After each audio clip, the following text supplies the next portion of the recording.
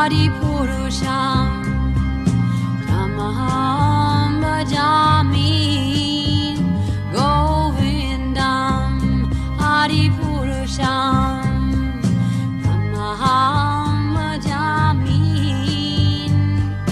Govindam Adipurusham Tamaham Bhajami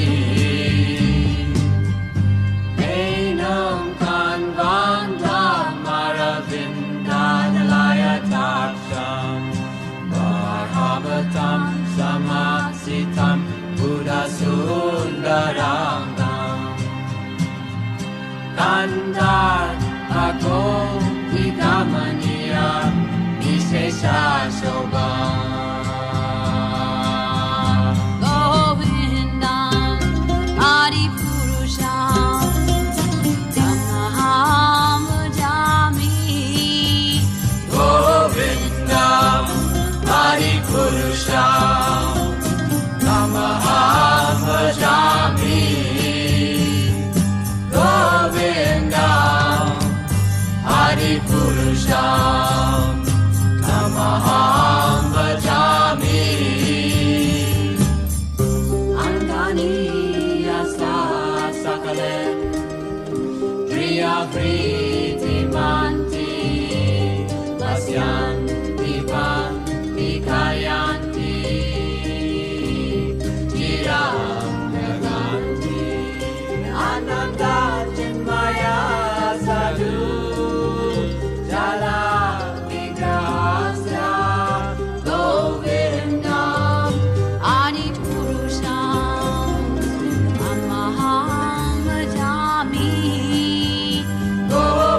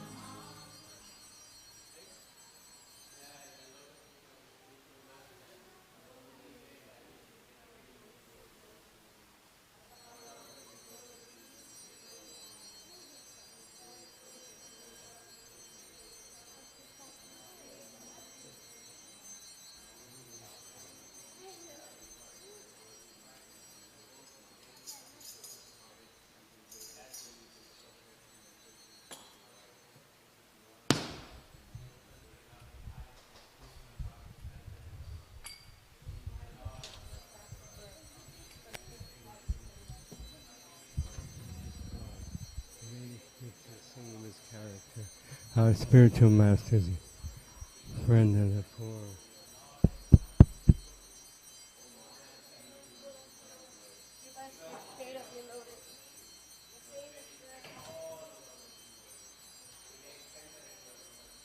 Srila Prabhupada Ki Jai.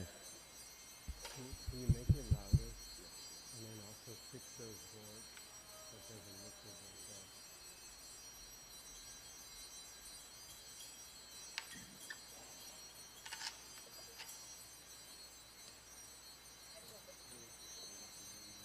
Jaya Prabhupada, Jaya Prabhupada, Prabhupada, Jaya Prabhupada.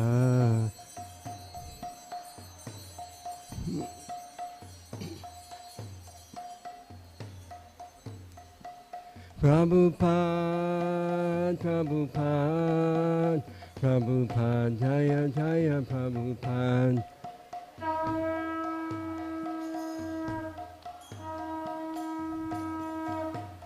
Jaya Prabhupada. Shri Guru Charana Padma Hivalabhakati Sadma.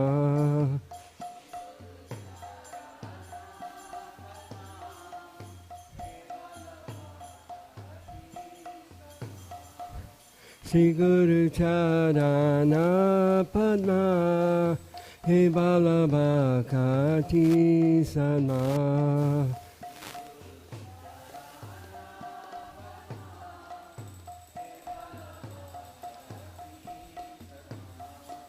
Bando Mui Savadana Mate.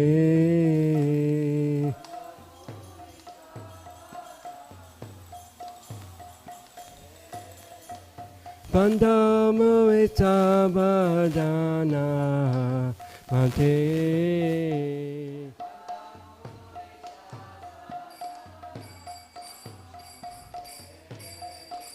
Yara prasade vai e babadori ay.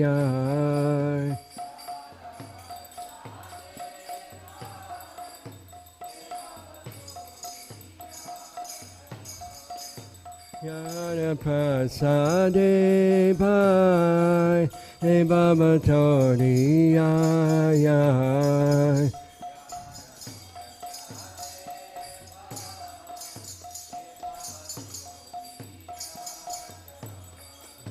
Krishna Prapti Hoya Hoite.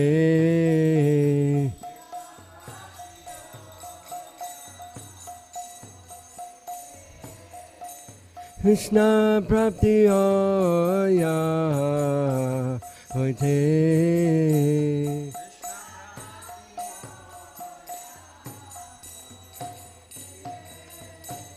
Guru Mukha Padma Bhakya Chitete Koriyakya.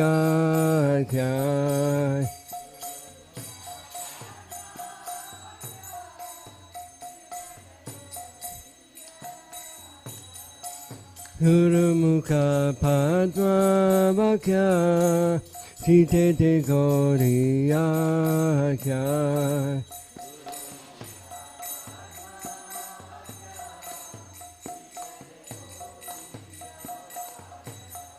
Adana Koriyo Mane Asha.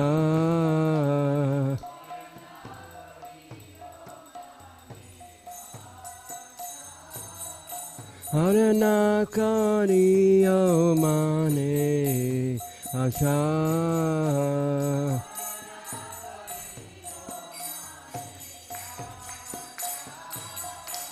Shri Guru Charane Rati Ese Uttama Gati.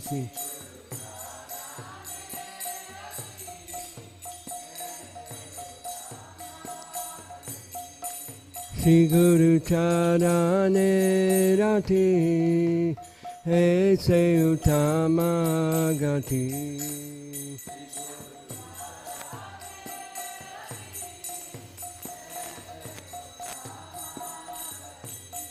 Ye pasade pure sarva asha.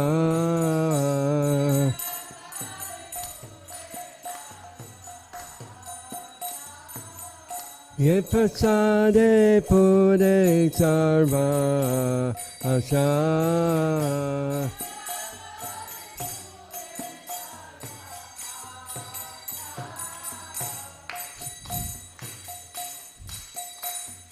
Takudano dilo ye janme janme Prabhu se. Takudano dilo ye janme janme Prabhu se.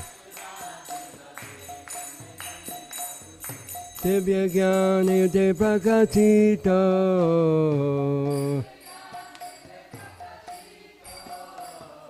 Divya Gyani de Prakatito.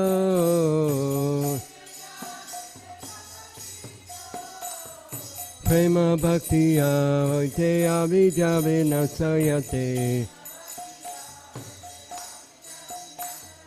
Prema Bhaktiya Hoite Abhijave Nasayate.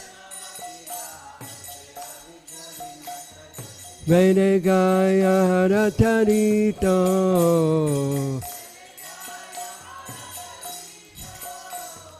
Vede Gaya Haratarito.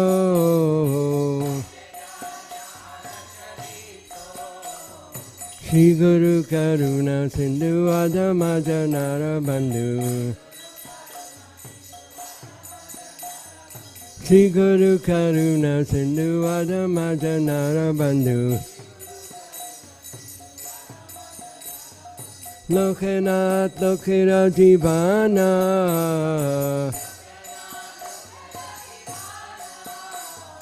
Lokanath Lokira Jivana.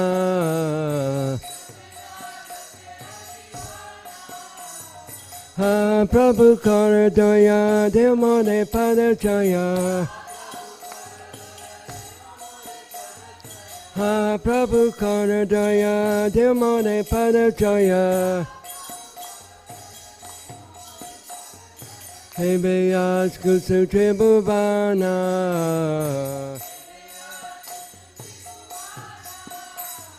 Hey Beyas Kusutre Bhuvana.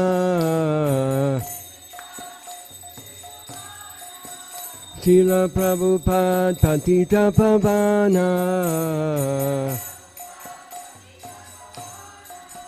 Srila Prabhupada Patita Pavana. Jaya Prabhupada, Prabhupada, Jaya Prabhupada, Srila Prabhupada.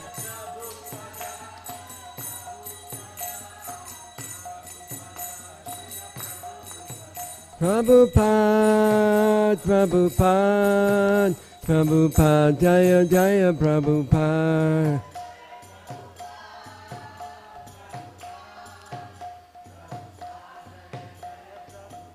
Jaya Jaya Prabhupada, Prabhupada, Prabhupada, Jaya Jaya Prabhupada.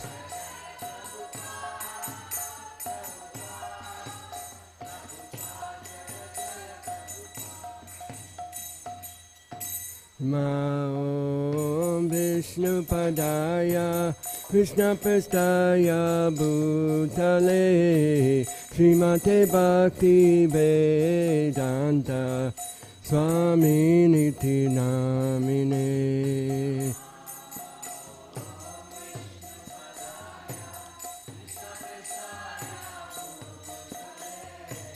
Srimate Bhakti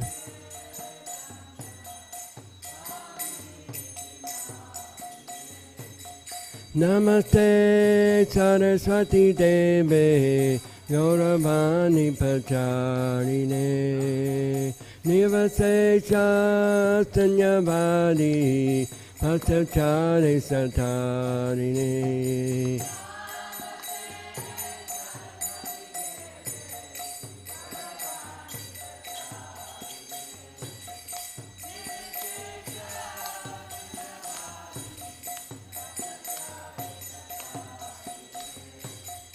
Shri Krishna Chaitanya Prabhu Nityananda Shri Advaita Gadadhar Srivasadi Gaur Bhakta-vrinda.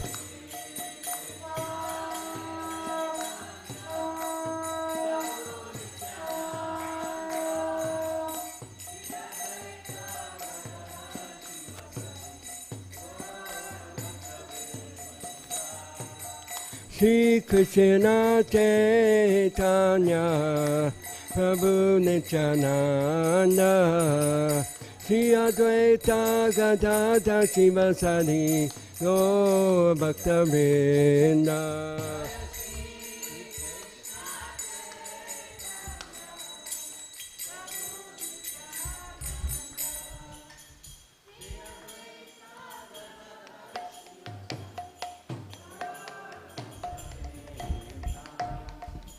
Shri Krishna Chaitanya Prabhu Nityananda Shri Advaita Gadadhar Srivasadi Gaur Bhakta-vrinda.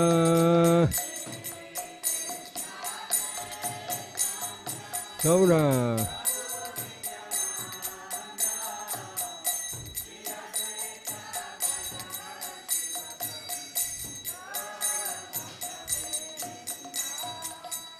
Shri Krishna Chaitanya Prabhu Nityananda Shri Advaita Gadadhar Srivasadi Gaur Bhakta-vrinda.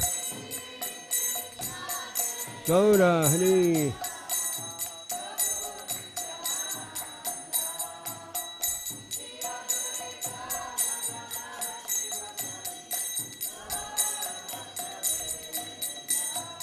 Hare Krishna,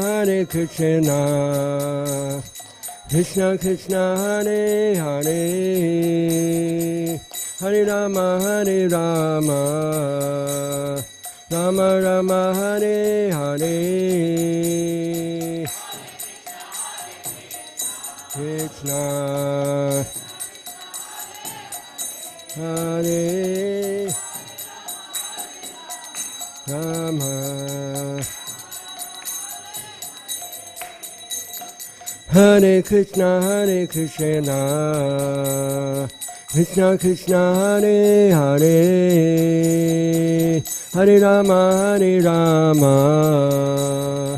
Rama Rama, Hare Hare. Krishna, Krishna Krishna, Hare Hare.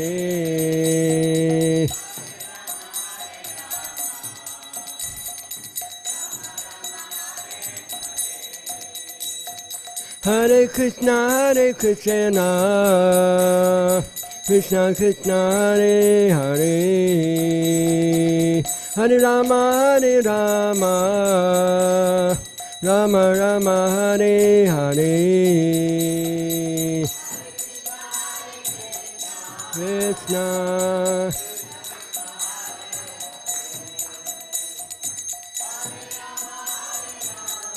Rama Rama.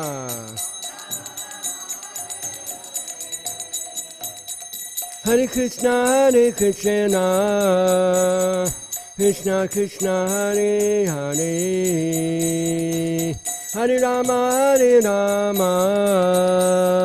Rama Rama, Hare Hare. Bolo Krishna.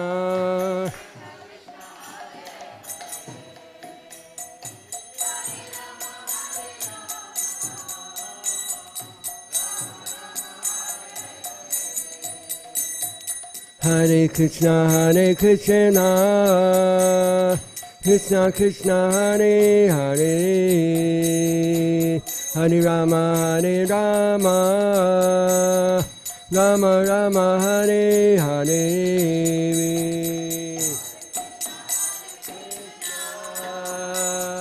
Krishna Krishna, Hare Hare,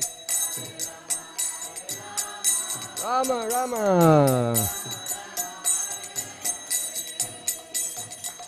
Hare Krishna,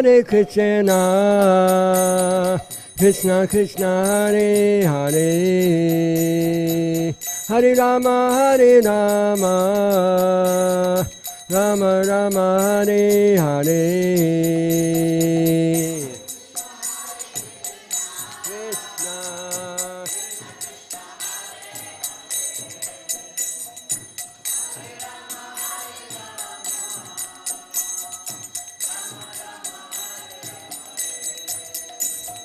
Hare Krishna,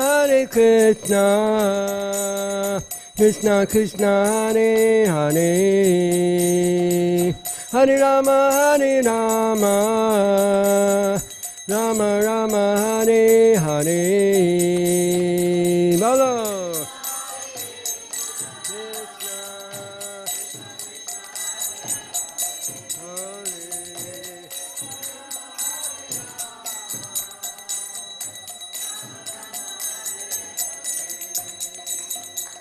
Hare Krishna, Krishna Krishna, Hare Hare, Hare Rama, Rama Rama, Hare Hare. Krishna.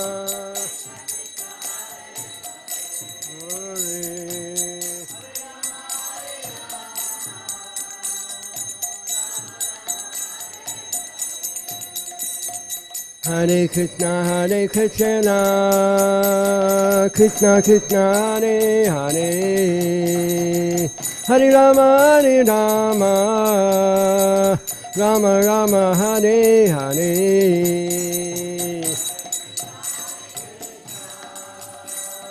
Krishna Krishna, Hare Hare.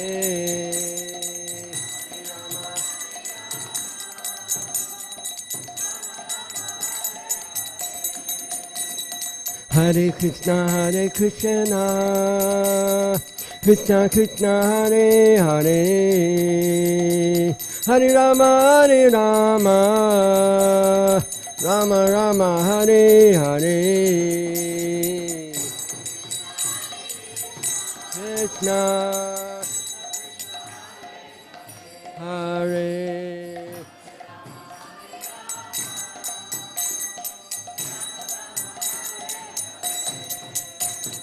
Hare Krishna, Krishna Krishna, Hare Hare, Hare Rama, Rama Rama, Hare Hare.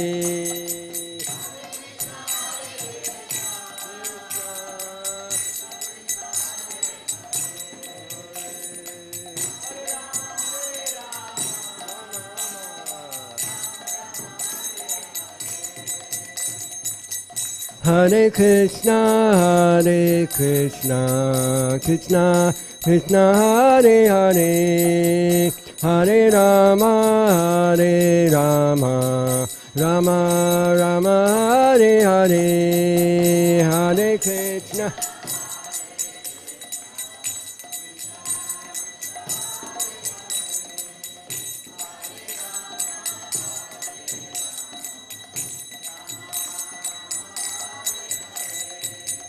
Hare Krishna,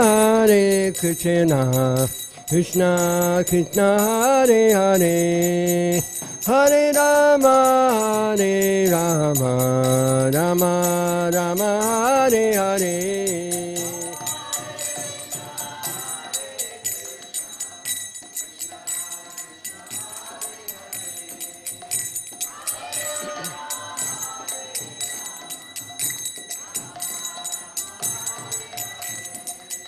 Hare Krishna,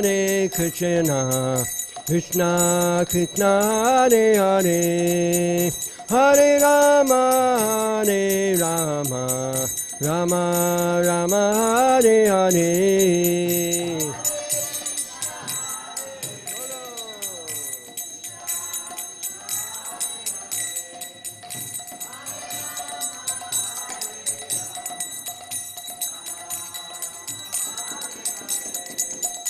Hare Krishna,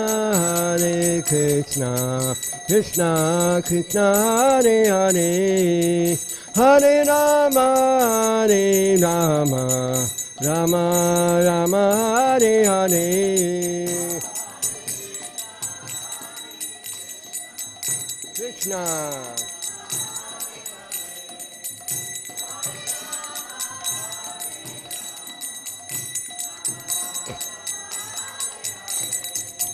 Hare Krishna, Krishna Krishna, Hare Hare, Hare Rama, Rama Rama, Hare Hare.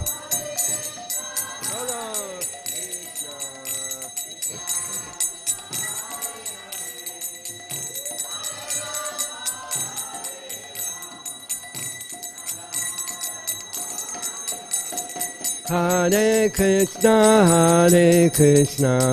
Krishna Krishna, Hare Hare, Hare Rama, Rama Rama, Hare Hare.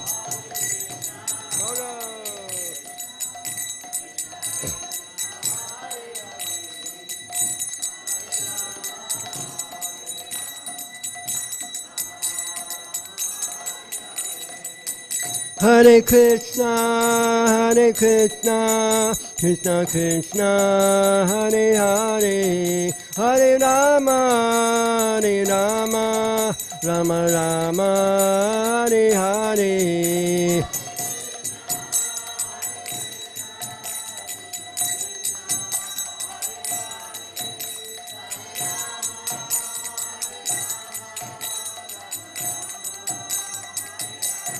Hare Krishna, Krishna Krishna, Hare Hare, Hare Rama, Rama Rama, Hare Hare. Hare Krishna, Krishna Hare Hare.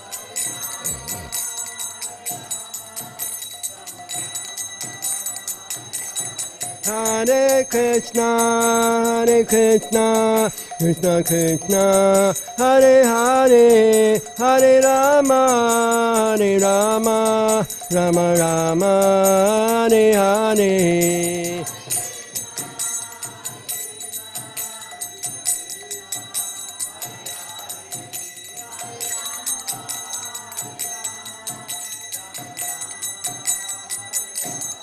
Hare Krishna, Krishna Krishna, Hare Hare, Hare Rama, Rama Rama, Hare Hare. Bolo.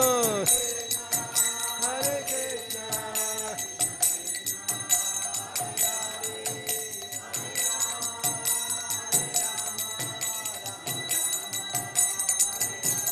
Nitai Gaura Haribol, Haribol, Haribol, Nitai Gaura Haribol, Nitai Gaura. Nitai Gaura Haribol, Haribol, Haribol, Nitai Gaura Haribol.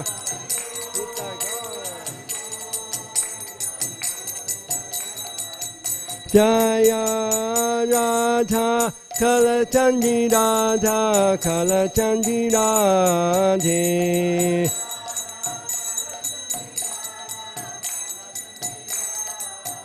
Jaya Radha Kalatanji Radha Kalatanji Radhe.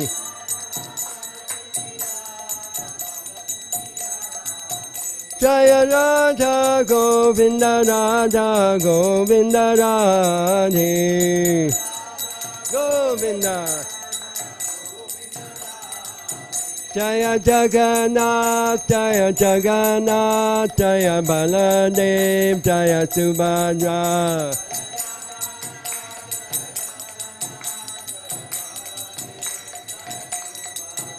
Jaya Gauranitai, Gauranitai, Gauranitai, Jaya Gauranitai.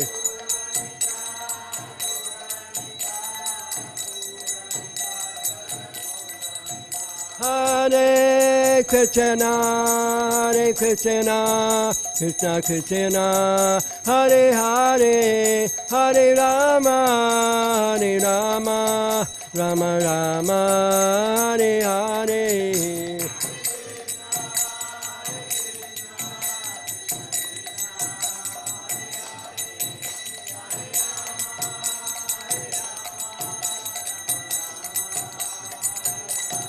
Hare Krishna, Hare Krishna, Krishna Krishna, Hare Hare, Hare Rama, Hare Rama, Rama Rama, Hare Hare.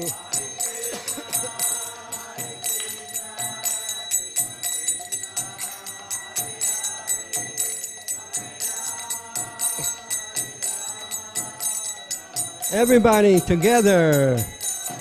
Hare Krishna, Hare Krishna, Krishna Krishna, Hare Hare. One more time, a little louder. Everybody, Hare Krishna, Hare Krishna, Krishna Krishna, Hare Hare, Hare Rama.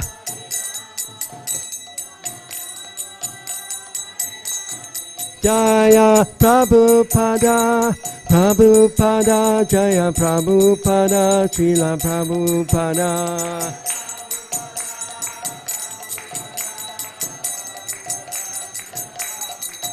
Prabhupada, Prabhupada, Prabhupada, Jaya Jaya Prabhupada. Prabhupada.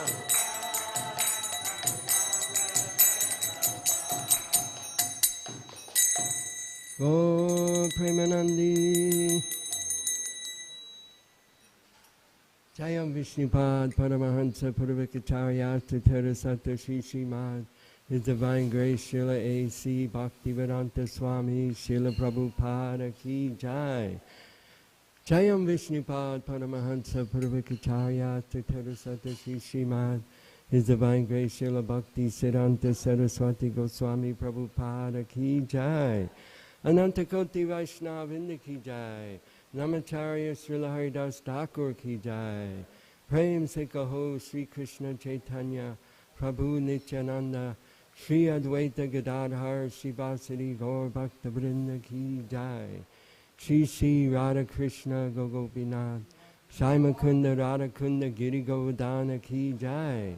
Shri Vrindavan Dham Ki Jai. Shri Mayapur Dham Ki Jai. Jamuna Maya Ki Jai. Ganga Maya Ki Jai. Tulsi Maharani Vrinda Devi Ki Jai. Bhakti Devi Ki Jai. Granta Srimad Bhagavatam Ki Jai. Yuga Dharma Harinam Sankirtan Yogya Ki Jai. Brihat Mridanga Transcendental Book Distribution Ki Jai. Transcendental Prasadam Distribution Ki Jai. Go Premanandi. Samaveta Bhakta Vrinda Ki Jai. All glories to the assembled devotees. All glories to the assembled devotees. All glories to the assembled devotees. All glories to Sri Sri Guru and Gauranga.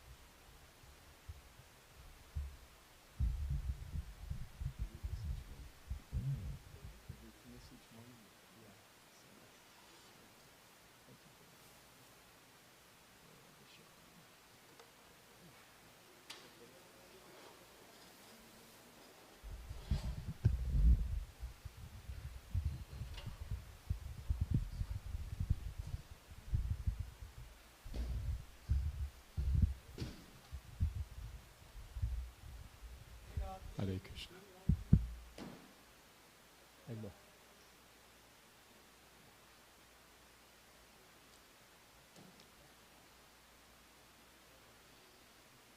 Krishna.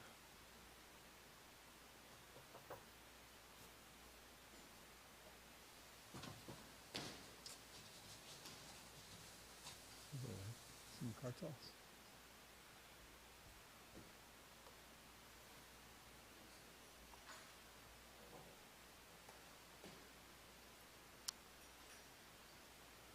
That'll work.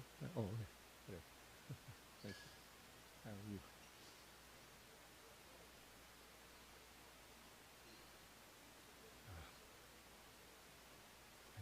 Thank you.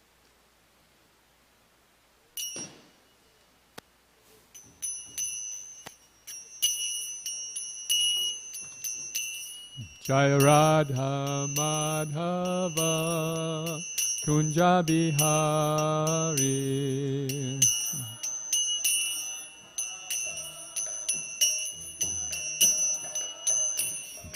Jaya Radha Madhava Kunja Bihari.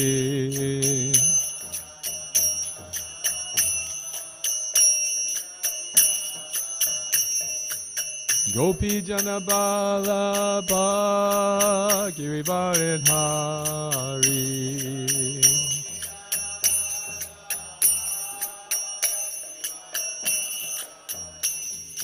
Gopi Jana Balabha Girivaridhari.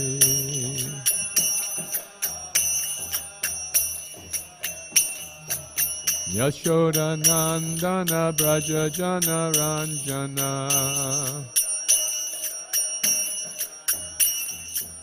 Yashoda Nandana Braja Jana Ranjana.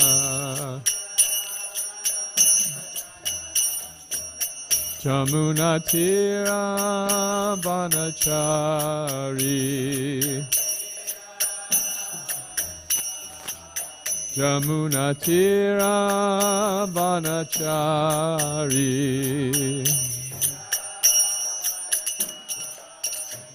Jaya Radha Madhava Kunja Bihari.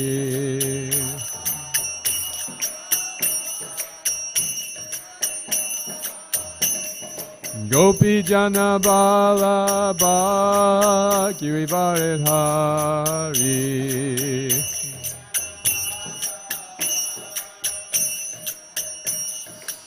Yashoda Nandana Braja Jana Ranjana. Yashoda Nandana Braja Jana Ranjana. Jamuna Tira Vanachari. Jamuna Tira Vanachari. Jaya Radha Madhava Kunja Bihari.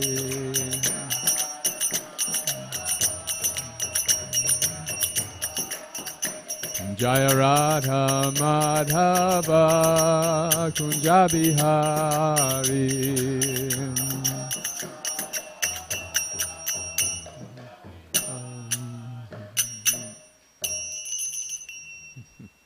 Gaur Premanandi Hari Bol. Jaya Jaya Shri Chaitanya Jaya Nityananda. Jaya Dvaita Chandra Jaya Gaur Bhakta Vrinda.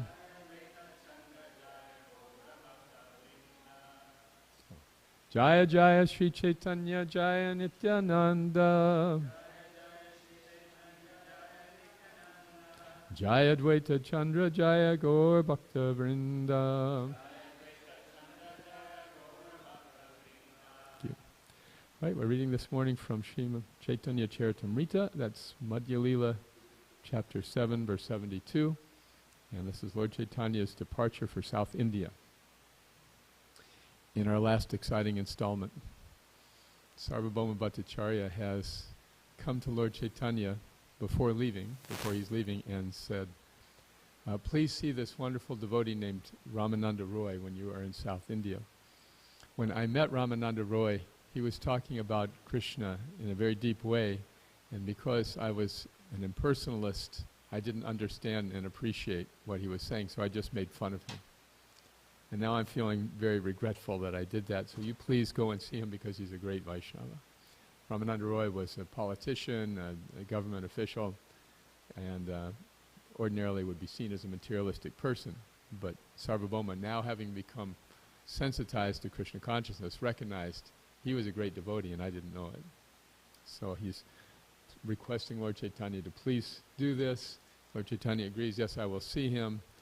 And then Lord Chaitanya very humbly asks Sarvabhauma, who's elderly but like his disciple, you please bless me that I can return to Jagannath Puri. And so Sarvabhauma said, of course. Then Lord Chaitanya turns and leaves, and Sarvabhauma faints. Just hits the ground, because he has no idea if he's going to see him again. So we're verse 72. This is a famous and beautiful verse with a poetic phrase I'm sure you'll recognize.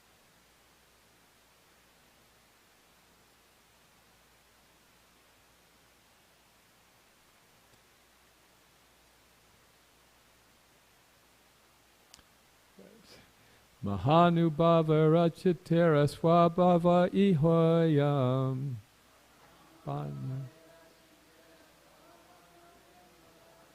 Pushpa sama komalakatina vajramayam.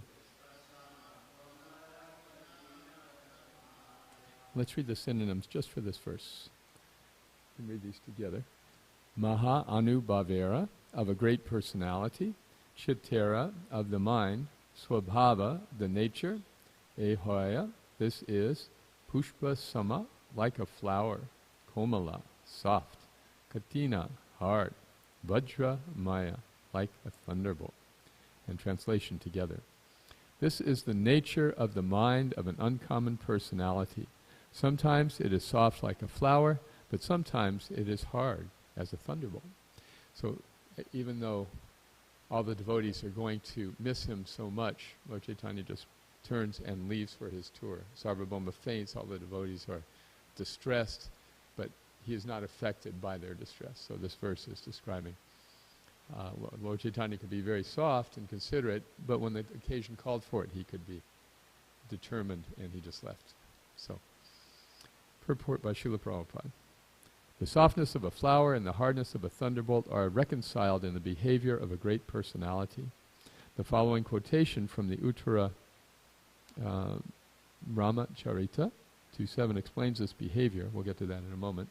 One may also consult the Madhya Lila 3rd chapter, verse 212. This word Vajramaya is, has anyone ever had Vajradanti toothpaste? Anyone who's ever been to India? You know this Vajradanti, very famous toothpaste. Is it right?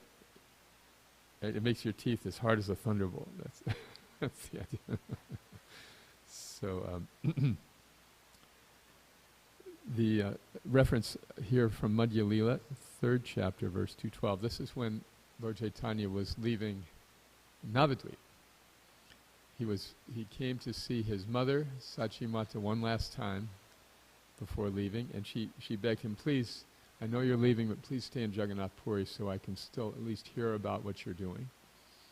And he agreed, and of course all the people in Navadvip he'd grown up with, all the devotees who had seen him go from being this rather arrogant, young, brilliant scholar to this great Vaishnava, and who are so enthralled and absorbed in him, just like the residents of Vrindavan were with Krishna. When he was leaving, they were all broken-hearted and crying and wailing, and he just walked away. So the same detachment is there. The word there is used, nirekshita, which means like one is very unaffected. And in one's determination, one is clear about one's duty, despite what other people may think or feel. So that's the hardness of the Vaishnava. There's so many occasions where Lord Chaitanya was also soft as a rose. What are some examples you can think of, Lord Chaitanya being soft as a rose? embracing Sanatana Goswami, yes, when he was in a very unclean condition, diseased. Yes, you have a good example. Any others? Yes, when he wanted to go to Vrindavan, Lord Chaitanya even though he was leaving, he accommodated his mother who wanted him to stay in Puri and not go to Vrindavan. So yes, let's go with that. Yes, when he embraced Vasudev Datta, who was affected with leprosy. Yeah. So many occasions Lord Chaitanya showed this great compassion and love for the devotees, soft-heartedness, and when necessary he showed detachment. So, all right, so let's read this next verse, please, this quotation. The hearts of those above common behavior are sometimes harder than a thunderbolt and sometimes softer than a flower. How can one accommodate such contradictions in great personalities? There was an incident in Vrindavan years ago when there was a devotee who's named Akshayananda Swami, who was the president of the Vrindavan temple. Prabhupada had appointed him to this newly opened temple. And he was a very scholarly person, very soft-spoken, very good, staunch devotee, so Prabhupada had given him this responsible service. And then a new sannyasi came in. It was Hansaduta Swami, who was very charismatic and high energy. And he came in and started leading all the kirtans and giving all the classes, and all the devotees were very pumped up. Oh, he should be the temple president. He should be the temple president. So this controversy came to Prabhupada, and Prabhupada sat the two sannyasis in front of him. And he said to Hansaduta, the new sannyasi, he said, you've taken sannyas. Sannyas means traveling and preaching. Why are you staying here in Vrindavan? You should be out, going to the villages and towns. This is the meeting of sannyas. And then he turned to Akshayananda, and you stay here and manage Vrindavan. Completely contradictory instructions, one after the other. But this is the quality of the great personality. When necessary, one can show determination and strength. But that's generally the exception. When necessary, it is there. But then the devotee is always ready to accommodate others. That's the more dominant quality generally, the soft-heartedness of the devotee. Of course, according to our service, sometimes one must be very, very strong. Like there was a story about Jayananda Prabhu. Once in San Francisco, the devotees were leading Harinam, or doing Harinam, and some very large, tough, drunk guy came up to the Harinam party and started belligerently shouting at them. And Jayananda just stepped forward, right in his face, and said, just chant Hare Krishna, chant Hare Krishna. And the guy was so intimidated, he just left. And everyone was so astonished to see, because Jayananda was like the most quiet, gentle, humble person. Although he was a big guy, he was just, his demeanor was very quiet. But when necessary, he was there. Jayananda was so gentle that he would go to the Parks Department at the City Hall to get permits to do the Rath Yatra every year. And he would always bring them pies and cakes and nice prasadam. And it was amazing that he could get all these permits, because he was, it was not often given, let's put it that way. So nonetheless, he charmed the people, they loved him. Later, when he had left his body, one of the devotees came and applied for the permits, and the lady at the counter said, where is that Johnny Ananda? Where's that Johnny Ananda? He was the nicest man I ever met. So when the devotee told her that he had left this world, she started crying. She loved him so much. He was such a, even though he was just in this official relationship. So this is the soft-hearted quality of a devotee. When it was needed to market the festival, Jayananda was, again, hard as the thunderbolt. He snuck out with a crew of devotees early one morning and painted big white letters on a hillside, Hare Krishna festival, such and such date. big letters. So everyone in the morning rush hour saw this big sign. And so the police came to the temple. What is this? He said, I don't know, it must be some of our followers.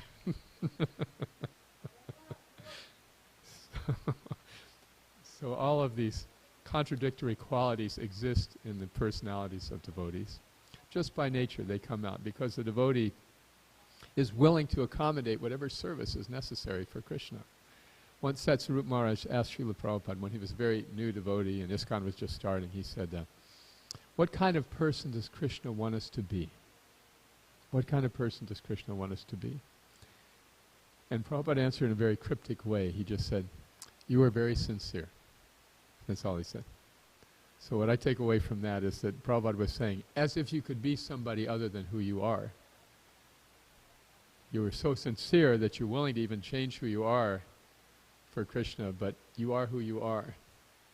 See, so we each have innate qualities, and they come out in our Krishna consciousness like polished rocks. You ever seen a rock polisher?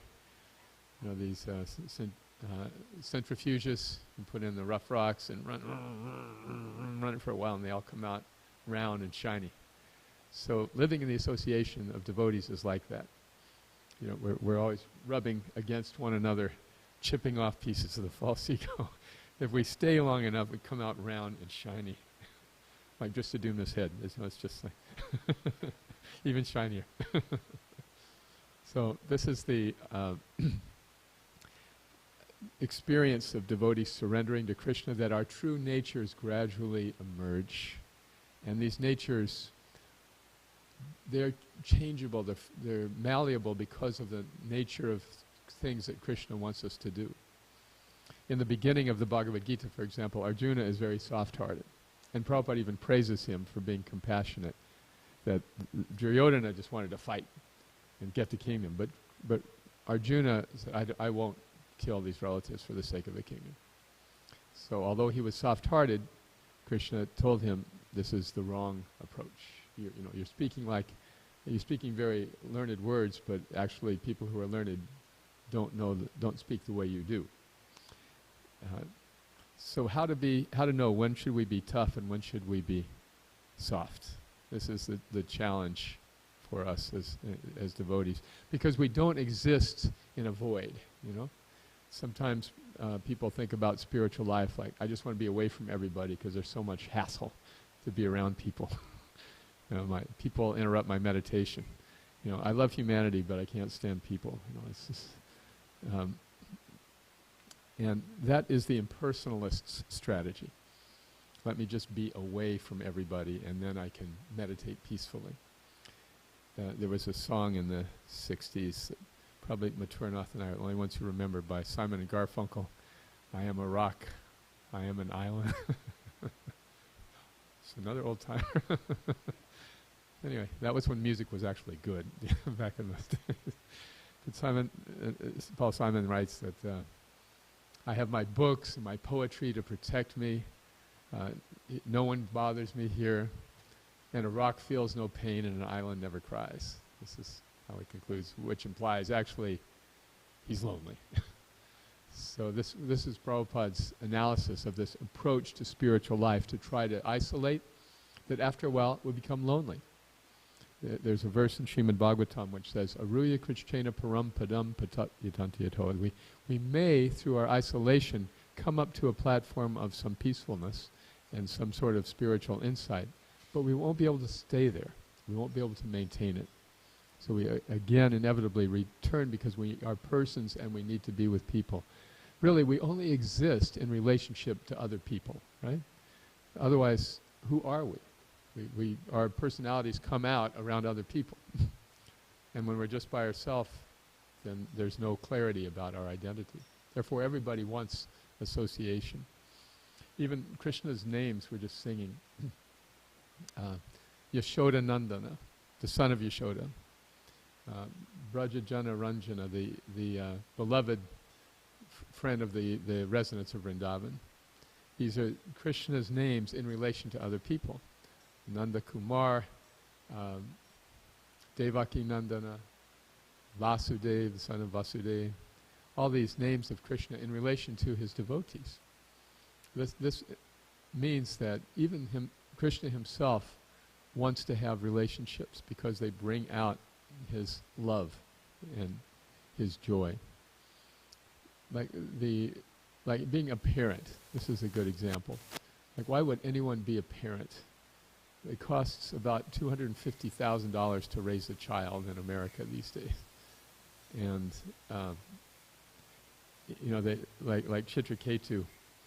Chitraketu wanted a son so bad that even though the sages said, "Well, your son will bring you joy and suffering," he thought, "Well, he'll be a teenager. I'll get through it." But then, of course, the child died, and he suffered so much. So there's so much risk with a child, so much responsibility for the child, so much care and attention needed. Why would anyone do that? Because they want a relationship. We want that relationship. It's just innate and natural in us. And then when we've got our child, sometimes we're soft as a rose, and sometimes we have to be hard as a thunderbolt. And the child likes the soft part, and they don't like the hard part. And because we love them, we have to discipline them. Otherwise, they grow up crooked. Like Mother Yashoda and Nanda Maharaj were very, very concerned about Krishna, because by the time they were concerned about his character, because even when he was just a toddler, he was already a murderer and a thief. So what kind of kid is this going to grow up to be? This was their concern. Okay, anyway, any comments on this much? And we'll go on. Any thoughts? Diverse personalities, diverse responses to situations, parenting. Okay. Next verse. Lord Nityananda Prabhu raised Sarvabhauma Bhattacharya, and with the help of his men saw him to his home. So Sarvabhauma was so devastated that Lord Chaitanya was leaving that he needed to be helped home. Immediately, all the devotees came and partook of Sri Chaitanya Mahaprabhu's company. Afterwards, Gopinath Acharya came with the garments and prasadam.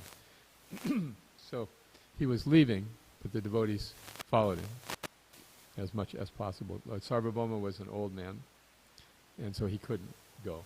But those who could followed him. So all the devotees followed Sri Chaitanya Mahaprabhu to a place known as Alalanath.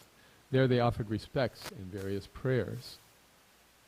In great ecstasy, Sri Chaitanya Mahaprabhu danced and chanted for some time. Indeed, all the neighbors came to see him. All around Sri Chaitanya Mahaprabhu, who is also known as Gaura Hari, people began to shout the holy name of Hari. Lord Chaitanya, immersed in his usual ecstasy of love, danced in the midst of them. The body of Sri Chaitanya Mahaprabhu was naturally very beautiful.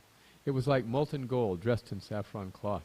Indeed, he was most beautiful for being ornamented with the ecstatic symptoms, which caused his bodily hair to stand on end, tears to well up in his eyes, and his body to tremble and perspire all over. Everyone present was astonished to see Sri Chaitanya Mahaprabhu's dancing and his bodily transformations. Whoever came did not want to return home. Everyone, including children, old men, and women, began to dance and to chant the holy names of Krishna and Gopal. In this way, they all floated in the ocean of love of Godhead. Upon seeing the chanting and dancing of Lord Chaitanya Mahaprabhu, Lord Nityananda predicted that later there would be dancing and chanting in every village.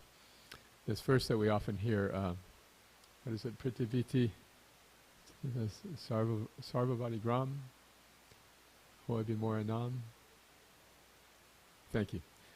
Yes, this was from the Chaitanya Bhagavat. And here is the same idea paraphrased and predicted by Lord Nityananda. Purport. This prediction of Sri Nityananda Prabhu is applicable not only in India but also all over the world. That is now happening by his grace. The members of the International Society for Krishna Consciousness are now traveling from one village to another in the Western countries and are even carrying the deity with them. These devotees distribute various literatures all over the world. We hope that these devotees who are preaching the message of Sri Chaitanya Mahaprabhu will very seriously follow strictly in his footsteps If they follow the rules and regulations and chant 16 rounds daily, their endeavor to preach the cult of Sri Chaitanya Mahaprabhu will certainly be successful. In the Nectar of Instruction, Srila Prabhupada writes that there are devotees who follow the rules and regulations and try to spread Krishna consciousness. And he says such devotees should be considered Uttama Adhikaris. The Uttama Adhikari, or the Acharya, means one who knows the philosophy, lives the philosophy, and teaches the philosophy. So the word upasana means that you sit closely to somebody. So to study who is an Acharya, we need to be close with that person and examine their behavior. And the thing about this, these are all objective, observable behaviors. Does this person follow does the person know the philosophy? We can test. Does this person follow the philosophy? If we sit with them, if we're near them, then we can see by their example.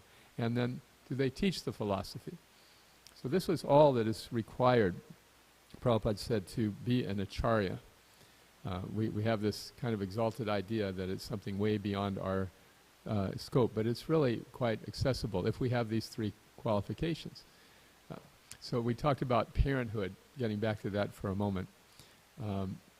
The capacity to be a parent, a good parent, is very similar to the capacity of caring for other devotees, giving of ourselves. And it's a willingness, a selflessness to say, this person's welfare is more important to me than my own. It's harder to understand. It was for me when I was like young, single person. It wasn't until I became a father that I could really understand the depth of commitment that I was capable of. And so caring for other devotees is very similar to that you are quite prepared to give of yourself for this other person's welfare. This is what it means to be an Acharya. Follow the rules strictly, know the philosophy, and then be prepared to give in a compassionate way to help other people. That is the hallmark of advancement in spiritual life. There are those who go to the forest to practice strictly, but they don't give of themselves. There are those who maybe know the philosophy and maybe even present themselves as teachers, but in their own lives there are compromises. Maybe they try to hide them, but eventually Krishna exposes them. So these three things, to have integrity, to know the philosophy, and then to try to help others, that's a wholesome, complete spiritual life. It's great preparation to be a parent, but it's not essential. And what is essential is knowing and practicing Krishna conscious philosophy. So Srila Prabhupada was very proud of his disciples, even carrying the deity with them. This is Radha Damodar. Would you like to hear a little story about Radha Damodar? Radha Damodar are in Vrindavan now, but at one time they were traveling in a bus all over the United States. And it is these deities to whom Srila Prabhupada is referring, along with other sets of Gaur Nitai deities. So the story of Radha Damodar was that they were purchased rather by the temple in Washington, D.C. And it so happened the temple president was named Damodar Das. So he'd gone to India and brought these deities back, these beautiful Radha Krishna deities. But there weren't enough Brahmins in the temple. In those days, people were joining the temple all the time, and then they'd chant for 6 months and practice, and they get initiated. 6 more months, they get second initiation, then we had Brahmins. If you had enough Brahmins, then you could install the deities. So the Washington temple was a little short, so the deities were in a closet, waiting for enough Brahmins to appear. And while they were waiting, Vishnu John Swami came to Washington, and he saw the deities, and he asked Damodar, could I borrow these? Could I borrow your deities for a while until you're ready to worship them? And so Damodar very cooperatively agreed, and Vishnu John Swami put them on a bus, and they began traveling around.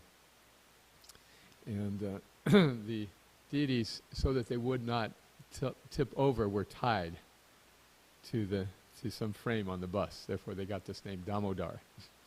They're tied, Radha Damodar. So after some time, there were finally enough temple Brahmins in Washington So Damodar contacted Vishnu Jan Swami and said, okay, now we are ready for the deities to come back. And Vishnu Jan Swami, who was very dramatic, he said, I am much too attached to them. So they had the controversy. They took the controversy to New York, where Srila Prabhupada was staying. And Damodar presented his case. He said, Prabhupada, we purchased these deities for Washington. Here's the bill of sale. And Vishnu Jan Swami said, you cannot buy Krishna with a bill of sale. And so Prabhupada said, you're correct. And then he turned to Damodar and said, so you can have this this deity of the statue of Krishna that I have in my room. He had had it for many years since they first started the temple in New York, and some friend had donated. So it was this beautiful marble statue of Krishna, black marble.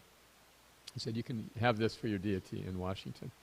And I'll arrange for Jamuna in India, she can order a Radharani to go. So this became the deity of Washington, now in Potomac.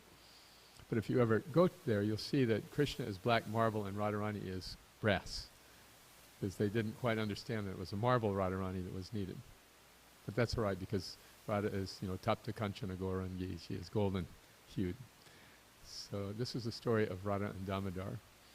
They eventually settled in Gitanagari, but Srila Prabhupada installed, I was there, and I think when Chaitanya Chandra Prabhu got initiated in 1975 in Chicago, he was the first one initiated, and he didn't know what to say. Prabhupada said, so what are the rules?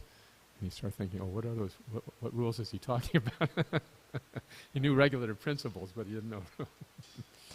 Anyway, at that same time, Prabhupada installed, I think, 5 or 6 sets of Gaur Nitai deities to be installed in the Radha Damodar buses.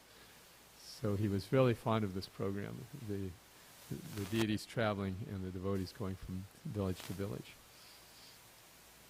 But what he writes here applies to all of us even now, that if they follow the rules and regulations and chant 16 rounds daily, our endeavor to spread Krishna consciousness will certainly be successful. That's the foundation, right? Purity is the force. Any comments on this? Okay. We'll go on to the next verse. Yes, Prabhuji.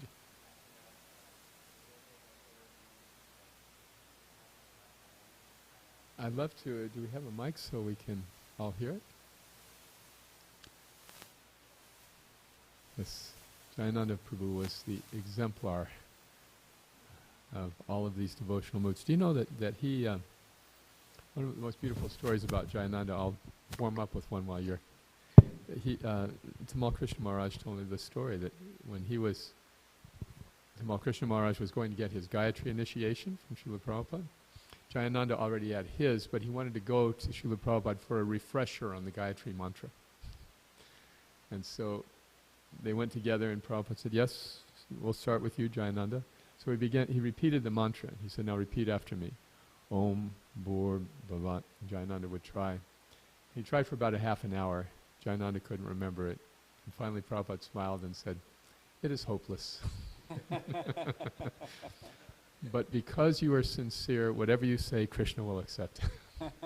So Jayananda was known as having the fastest Gayatris in the West. So, what is your story, Prabhuji? So, I heard from His Holiness Hanumat Prashaka Swami, who loves Jayananda Prabhu dearly, and he said that when he first met him, he was engaged in service, like he had his ability to engage anyone in service immediately. And so Jayananda Prabhu was saying, well, I normally go around and put these flyers up for Rath Yatra, but I just don't have time. You think you might be able to put 1 or 2 of them up? And he says, yeah, sure, no problem. And he hands him a stack, and it's like a stack of 35. And with like directions and addresses, and it was all mapped out. It was like, oh, he knew what he was doing. And then the other one that's coming to mind is that just the way that he was able to be as soft as a rose with people, and he was able to communicate with people on this very soft level. he was if Jayananda Prabhu was helping somebody, fix a ladder or whatever construction type thing, and they would ask him a question, he would say, "Well, I don't know, but my old grandpappy used to say," and when he was talking about his old grandpappy, it was actually Srila Prabhupada. Yes, a full variety in the spiritual world. Sometimes we feel, Srila Prabhupada could be very strong, he would speak very strongly. But when we try to do that, like try to be hard like a thunderbolt, it doesn't have the same effect. Because he would be hard like a thunderbolt, but then people would feel very loved. It was an amazing thing. He would chastise someone, but then they would feel so ecstatic afterwards. So I have seen devotees, I'm sure you have too, that in that mood of trying to be heavy, they chastise and they say this is what it means to be a spiritual teacher. You're nonsense, and then the devotees feel very either mad or discouraged or disgusted as a result.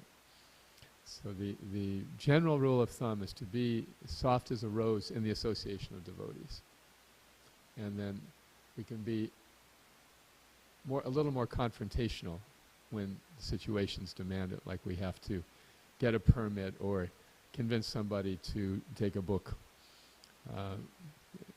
Adi Karta Prabhu is a great example of this. Anyone know Adi Karta Prabhu? So he's a straight up preacher, right? So he goes out on campus at the University of Florida, and my approach is always like little kid gloves, just try to get to know the person, what's your major, and he just kind of comes on and says, this is completely ridiculous studying in this college. What are you doing?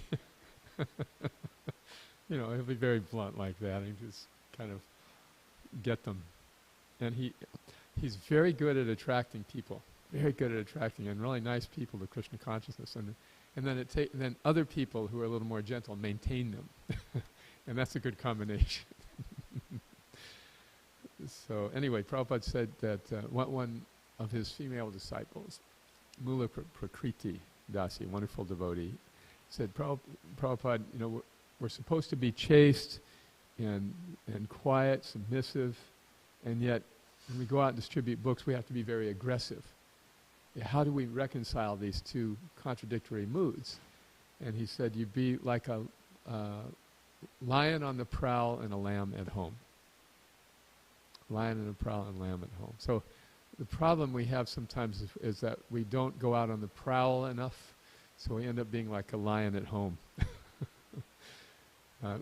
One of the best ways to appreciate the association of devotees is to go out and distribute books and interact with non-devotees, because then we appreciate the qualities of the devotees. So having that balance in life is a good way to keep that diversity alive and remember how to behave and appreciate the Vaishnavas. That's really the most important thing, right? What is the first offense to the holy name?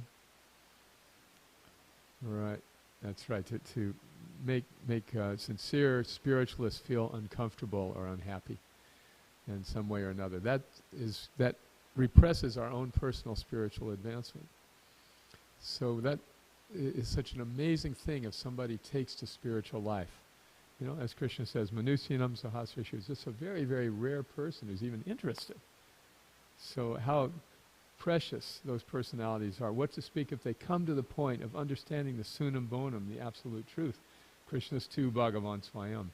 Amongst many thousands of seekers, such a person is very rare, according to the Gita. And yet, as Krishna says, as we were reading in the 15th chapter last night, one who knows me as the Supreme Personality of Godhead knows everything.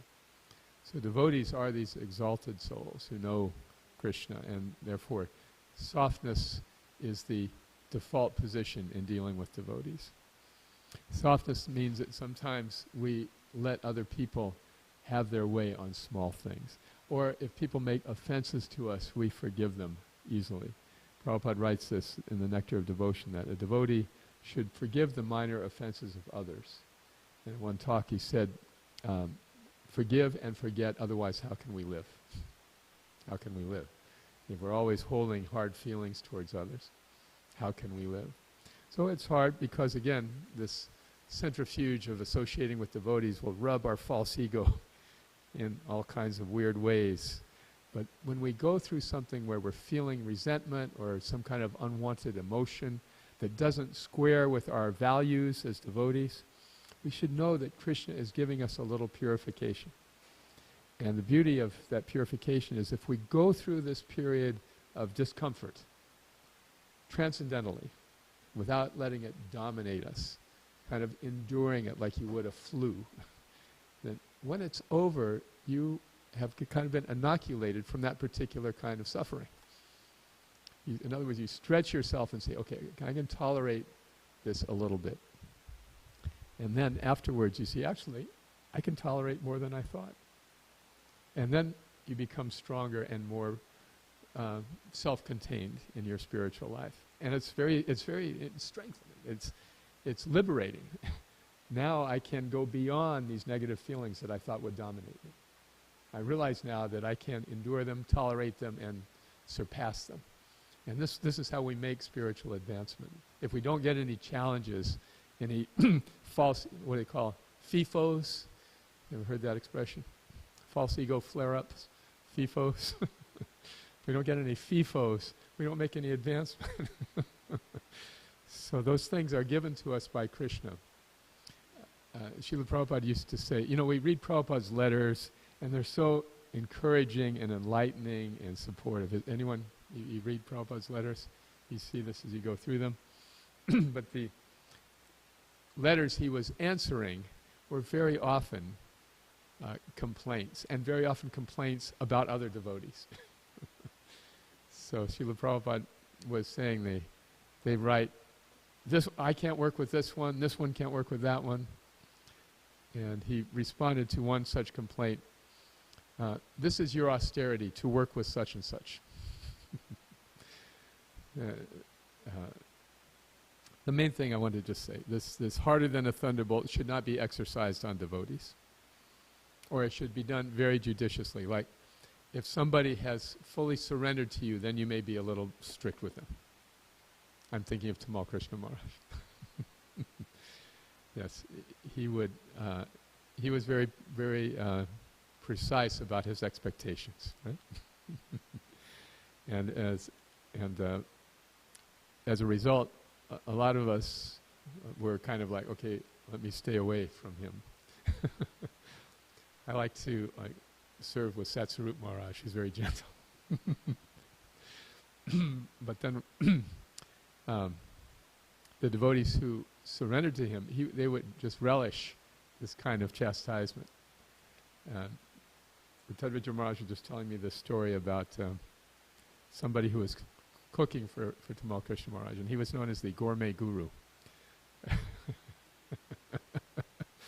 So,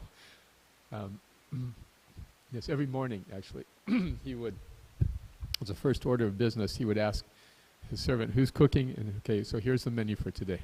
You're right, this is what I want to have for lunch today. And they make it. And then when they bring it around, they would serve, and if something like there'd be this very delicious sabji or something, and he would say, I'll have a little less of that, for seconds. Not a little more of that, I'll have a little less of that. But one day, somebody brought him some dokla, and he said, you call this dokla? You call this dokla? I've had dokla, and this is not dokla. And he threw it out. And Tadvijaya Maharaj was there. And after this, he said, Maharaj, he said, if this is what it means to be a guru, I could never be a guru.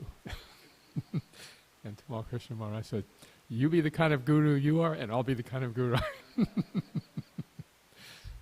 So there's room for all varieties of personalities, isn't it, in Krishna consciousness? That some by nature will be softer, some harder, but the point is that we all have our unique way of serving Krishna. And being in the association of devotees brings that out. We don't have to imitate others. There's no one size fits all. All right, any other thoughts, comments on this? Any other pastimes you'd like to share? Yes, Prabhu.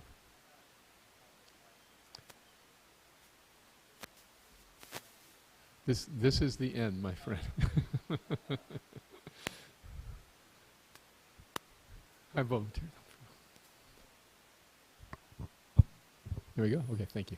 Thank you so much for the wonderful class, Prabhu. I really relished your talks there. So like straight to the point and well balanced. So I had on that point, knowing that the principle, or what at least, based on what Prabhupada says of what is being an acharya and an uttamadhikari, in my imperfect eyes, it seems that there might be almost like this systematic approach in ISKCON to lead devotees to think, I'm not qualified. That it's sort of like a generic thought process for most, and one almost, blatantly follows on into that, I'm not qualified, I don't feel like I have what it takes.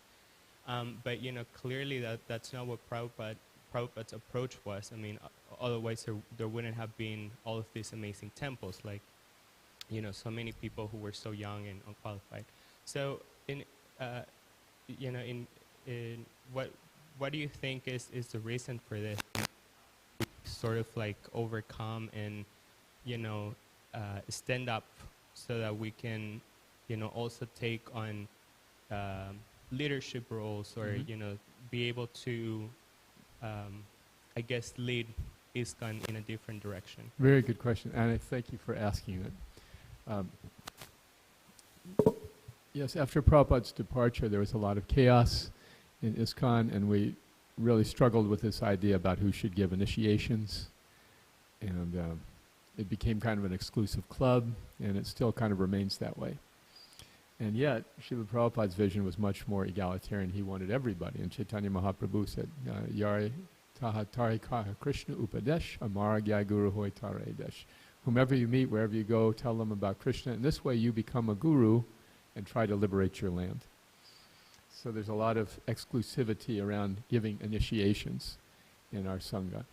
And in my generation, the usual response to that inquiry, would you like to give initiation, is, I'm not qualified. So I was thinking about those three little words, I'm not qualified. What an excellent excuse to avoid a service. Just about any service, in fact. Prabhu, could you help wash the dishes? I'm not qualified. So what happens when you say I'm not qualified is one of two things. Either people go ask somebody else, or they start telling you what a great guy you are. No, Prabhu, you can do it, you're so qualified. So, the whole hallmark of the Krishna consciousness movement in the West is that unqualified people became qualified by the grace of Chaitanya Mahaprabhu. But if we don't take responsibility, how can we become qualified? It's understood we're not qualified when we take initiation into the Gaudiya Vaishnava Sampradaya. It's understood we're not qualified when we receive a Brahman's thread and start chanting Gayatri Mantra. But initiation means beginning. So similarly, when taking responsibility for others in their spiritual lives, we may not be fully matured or qualified, but we can do it. We take that anyway because we're willing to give sincerely of ourselves for that purpose, you see. So to say I'm not qualified is really just saying I'm unwilling. I'm unwilling to take this service, I'm unwilling to take this responsibility. The order is already given by Chaitanya Mahaprabhu, by Srila Prabhupada. It's not meant to be an exclusive order for a handful of people. Okay? Other questions? Go ahead. If that was a good one. Thank you, bro. I was thinking. So, in to your point of becoming more tolerant and accepting that people serve in different ways. Also, there's this tendency, and it's happened to me in my personal life, and I think that this is something that I'm struggling with in present times, which is sort of like reconnecting with my identity, not trying to feed in a mold, you know, because it seems like in order to be a devotee, or in order to be accepted, and again, this is at least my personal perception, I'm not saying this is the way it is, but it seems like in order for you to be somehow accepted or somehow respected within the community, you have to feed in a specific mold. Otherwise, you know, it's like we have our own little, you know, sangha, we have our own little group, and if you don't work out that way, then maybe that's not, you know. I mean, it seems like a lot of times one feels pushed away, rather. If you don't So- fit the mold. Yeah, but of course I also have this tendency because, you know, I'm also, you know, I guess I understand that, you know, sometimes I also have a tendency to push others away. So what do you suggest, you know, I personally do to improve, you know, and be more tolerant and understanding that, you know, people have different personalities, different ways to serve. Like I should not expect them to be the way I want them to. You know, I did not think you could surpass your first question. And you've done it. Another great question. Rabindra Swarup Prabhu put it, the answer to this very succinctly. When you join ISKCON, you become a pure devotee. And if you stay long enough, you become a human being. So there is a natural tendency when we take up Krishna consciousness, we're all of a sudden liberated from all of these material anxieties and distresses, and it's just chant Hare Krishna and follow the regulator principles, and Hari Bol, it's simple. And what's wrong with these other devotees? They're so simple. This is, anyone, I must be really special. This is called the pure devotee syndrome, right?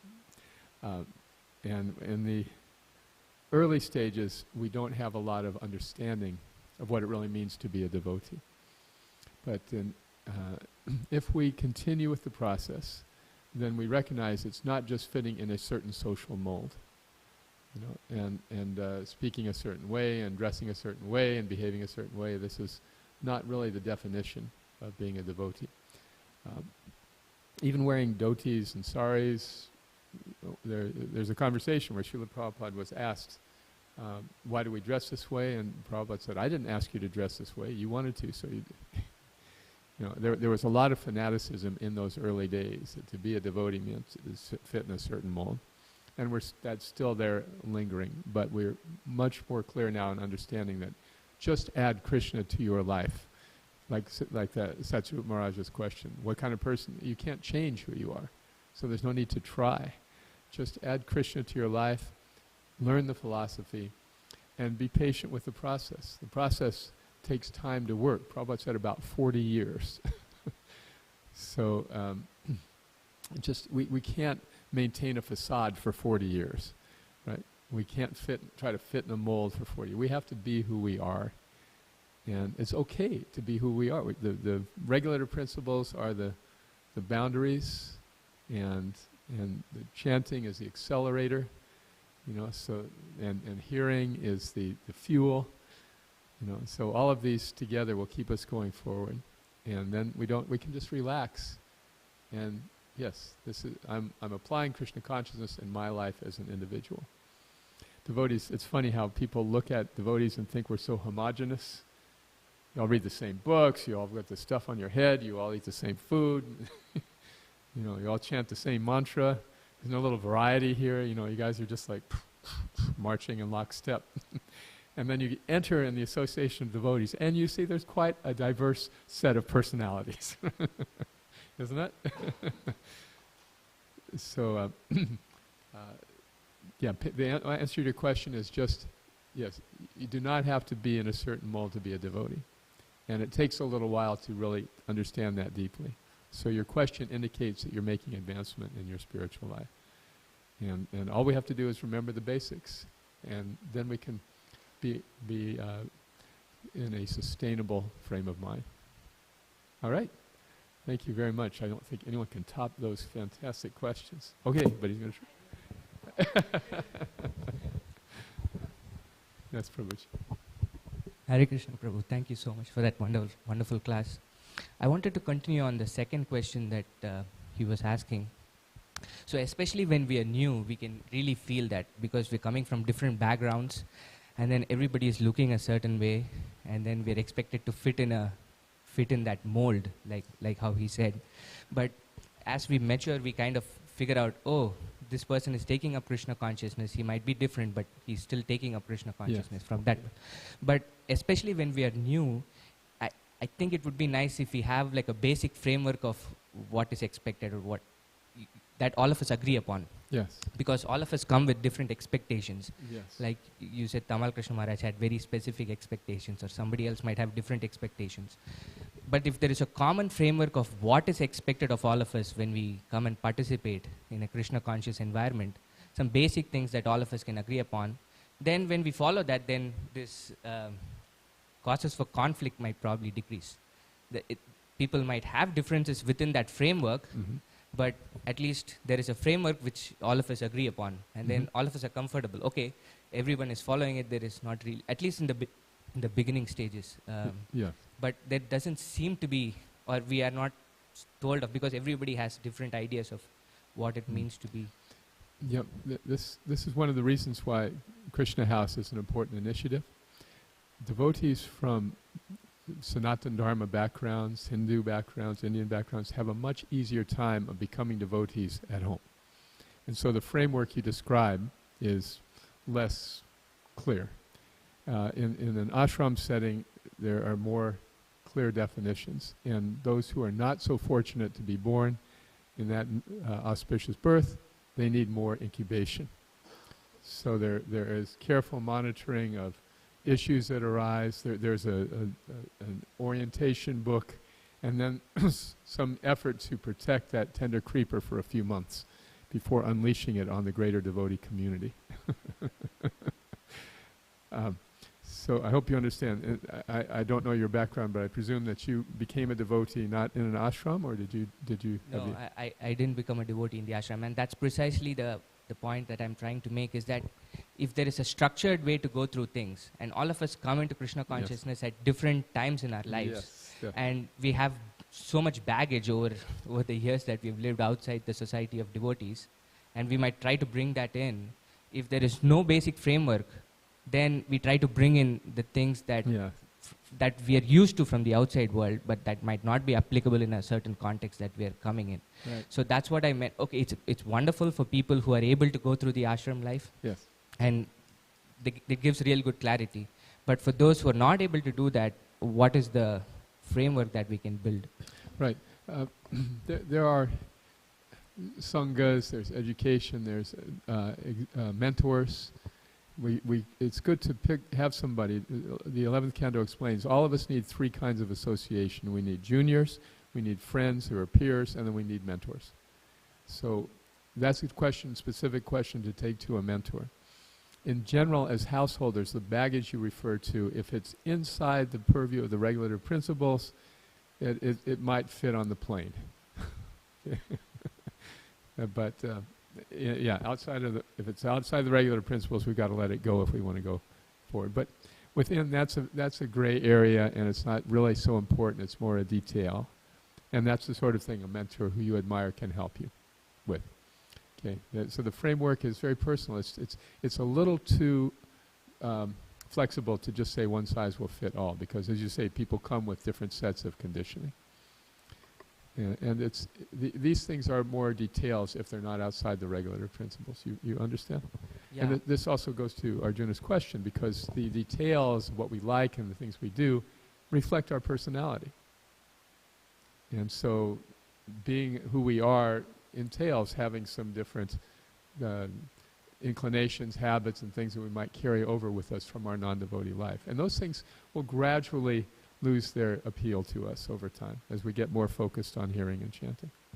Yeah, I was thinking more in terms of the conversation that Sanatana Goswami has with Haridas Thakur, where he says, you're an amazing devotee, not just because you're doing prachar, but you also have achar. Yes. This is the combination of both. And the achar could be different for different people. Right. This means you're being your preacher and your achar, your behavior is also ideal. Correct. Yeah. And that's basically where I'm getting at, in the sense that the achar for different people might be different. Yes. So if there is, that's where I meant by a common framework of what is expected of your achar. Right. You know? Well, it comes down to a question of leadership that, you see, management means you put the chore above the relationship. If you have a job to get done and you have employees and you say you do this and you do this and I don't care if you like it or not, this is what you do. But leadership means you put the relationship above the chore, above the task. So leadership in this respect means that the relationship is always more important. And if we're talking about spiritual leadership, that applies in almost all but emergency situations. And so the relationship is more important than the detail. And so if we are trying to mentor somebody and then they're discouraged, then we have put the detail above the relationship. So we can tolerate so many things and keep a good relationship. That's the rule of thumb. That's the framework that is always the important consideration. I hope that answers your question. Yes, Prabhu. Okay. Thank you. Thank you very much. Srila Prabhupada ki jai. Shri Chaitanya Charitamrita ki jai.